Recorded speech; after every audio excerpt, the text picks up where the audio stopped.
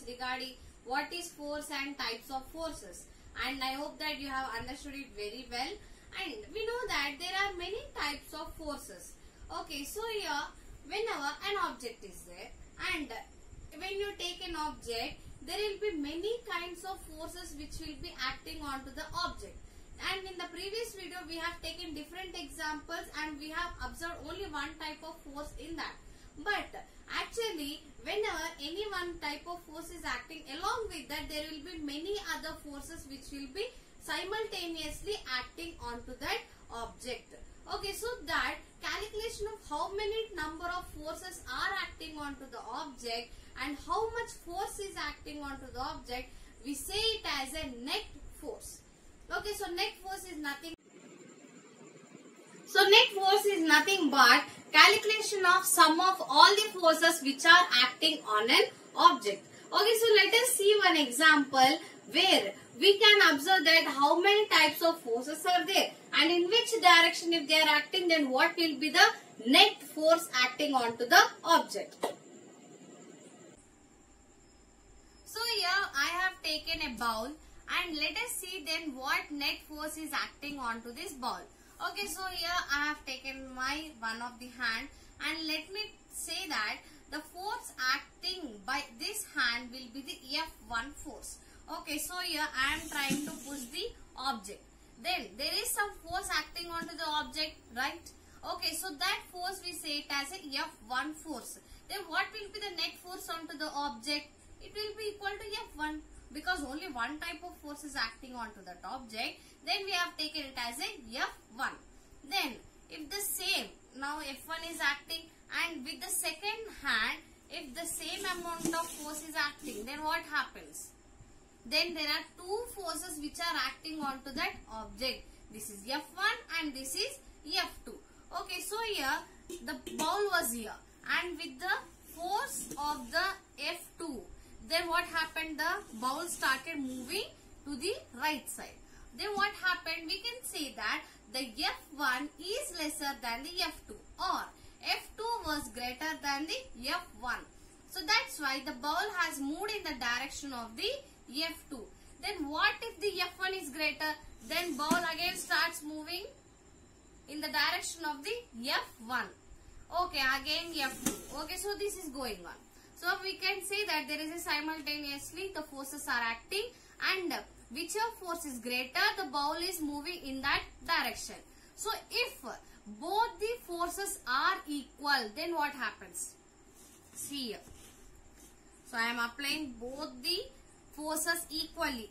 This is F1 and this is F2 and equally I am applying onto it. Then what do you observe? Is the ball moving? No. So here why is it not moving? Because both the forces are acting equal and in the opposite direction.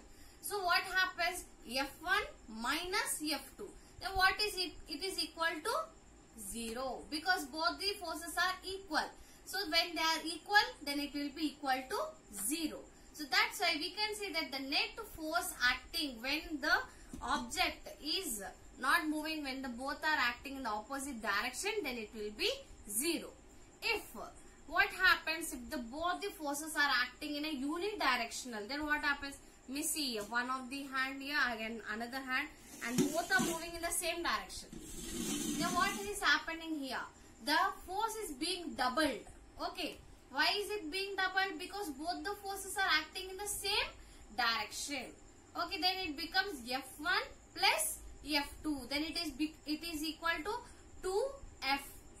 Okay, understood? That is the net force in acting onto the object. Previous activity we have seen that we have taken a ball and by applying different forces we have observed the F net. So in the first case what did I do? I have taken my one of the hand and I have moved the ball. Now what is happening? The F1 force is acting in one direction onto the ball. Now what happens to the F net?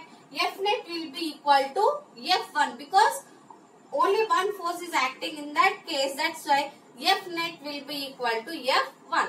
Then what is in the second case? I have taken my second hand and I have applied more force from the second hand. That's right, the ball has moved in the direction of the second hand. So here F1 and F2 both are acting in the opposite directions. But F2 is greater than the F1. So what will happen to the F net? F net is equal to F2 minus F1. Okay, so as F2 is greater, we have taken F2 minus F1. Okay, so coming to the third case. So in the third case, what we will observe? We will observe that the ball is there and we are applying more force from the first side. Then F1 is greater than the F2. Then what happens to the F net then? F1 minus F2, just opposite to the second case. In the second case, F2 was greater and in the third case, F1 is greater. And in the fourth case, then what is happening? So here F1 and F2, I have placed the ball in middle and applied both the forces equal. Then what happened? The ball did not move. Why it did not move? Because the F1 and F2 were equal. They were equal, okay, but they were also in the opposite direction. So that's why what happened? F net is equal to F1 minus F2 is equal to 0. Because the force, the total amount of force was 0. That's why the ball was not moving. So understood here? So these are the fourth case. And there is a fifth case where the force was being doubled. So here we can see that fifth case here. So the same object we have taken. Then what did I do at the last? I have applied both the forces in one direction. So this is the F1 and this is the F2. So here both are acting in the same direction. Then what happens to the F net? So F net will be equal to F1 plus F2.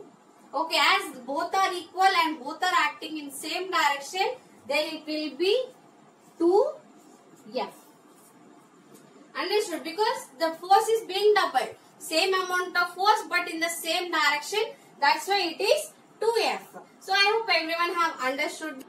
So I hope everyone is clear with the topic, and in the next video we will learn about free body diagram. So what does a free body diagram says all about the forces? Let us know in my next video. Till then, in this video, if you have any doubt, please do comment in my comment section. Until then, keep observing and keep learning. Thank you.